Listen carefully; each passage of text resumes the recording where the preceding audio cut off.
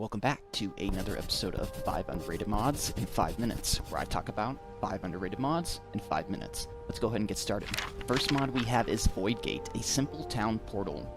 This mod basically lets you put down an anchor wherever you're casting a spell at. Whenever you cast it again, you'll return to that location. So this really works with the mod that I showcased last week, the Respawn Death Overhaul. If you don't want to use fast travel, this is really cool for a mage playthrough or anyone that uses magic. So I have my Respawn Death Overhaul set for the Temple of Kinnereth, so when I die, I get sent there. And what's also really cool, another mod I showcased last week is the Dizzyit's Auto Outfits. You could set it up where you have like bloody rags whenever you die, and then when you teleport back, you get your gear back or something cool like that. But I cast a spell here, and what's really cool about this is there's like a little cinematic. It's not just, hey, would you like to teleport back to your location? You walk inside and it actually shows a cool little like black hole. This mod is definitely really cool for mages that don't want to use fast travel but still want to travel somewhere without having to walk. The next mod we have is Trade Routes Regional Economy. This mod basically adds supply and demand. There's a cool little MCM that you can change like pretty much every setting. Whether you have regional supplies, how much extra gold NPCs have, what the price anchor is, the minimum food price, the maximum food price, you can change everything in this. So certain items are more expensive in certain areas, like in Whiterun, they have a meadery, but it's not really as big as Riften's, so it'll be cheaper there. And Riften kind of has, you know, a monopoly on ale and things like that, so they are going to be more expensive, and there's going to be certain ales that you can only get in certain places. And this doesn't just cover alcohol and food, it covers every single item in the game. Here are a couple screenshots from the mod page that you guys can read and see what actually correlates with their location. So, Fall Creek doesn't have any produce farms or rivers, and it's closer to the ocean, and they also have beehives, and they're closer to the Reach, so they have more juniper.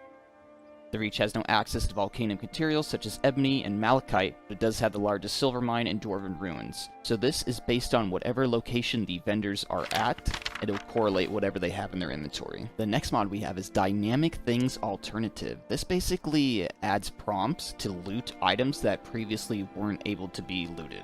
So there's a crate over there, and then there's a wood pile over here. I'm able to loot these and it actually gives me the correlating items. You can access mead barrels and actually get Nord mead. And here are just some random crates by a little carriage that previously weren't interactable with, and you can now interact with them. This covers so many things in the game, like hay bales, skulls on the ground, and tap roots. This is definitely a mod for immersive role players that want to be able to look at an item and actually be able to harvest it now. Because in the vanilla game, there's a lot of items that you're just looking at and you're wondering why you can't just take them. And now with this mod you can. And it's very lore friendly, and it supports mods as long as they use the vanilla object instead of creating their own. It does work with mods, and there is also an MCM to toggle on and off every single item. The next mod we have is FP Revo First Person Enhanced Combat. This mod is from the same author of the attack behavior revamp that I showcased a while ago. So now it works in third person and in first person, so pretty cool. It basically works as how it did with the third person one. You can combo your attacks, you can hold down your weapon charges, and it really depends on however you click and when you click. And this also works with a combat gameplay overhaul. But what's cool about this mod is you see in the top left that I actually can disable it in real time and then enable it in real time. So if you're using the Size Matters first person combat animation overhaul, you can actually toggle on and off with this mod on the fly. So if you want to use the new animations, you can go ahead and click right alt, and if you don't, you just click right alt again and it's disabled. And just like with the last one, there are certain combos that depend on how you click and when you click. The last mod we have is Nord War UA's Minor Factions Armor. This mod adds a couple new armor sets for guilds and groups that previously didn't have their own armor. You'll find things like Pirates Armor, Vigilant of Stendar, the Iron Hand, Alakir Warriors. They will all have their own armor sets, and they all come with their own level list, so NPCs will actually wear them. And it really fits well in the vanilla game. You feel like it should have been in there the whole time. And the armors are very well made. The textures and meshes are pretty great, even though this is a Legendary Edition mod that was recently ported.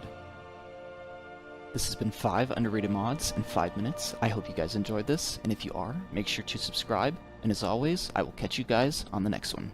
Bye.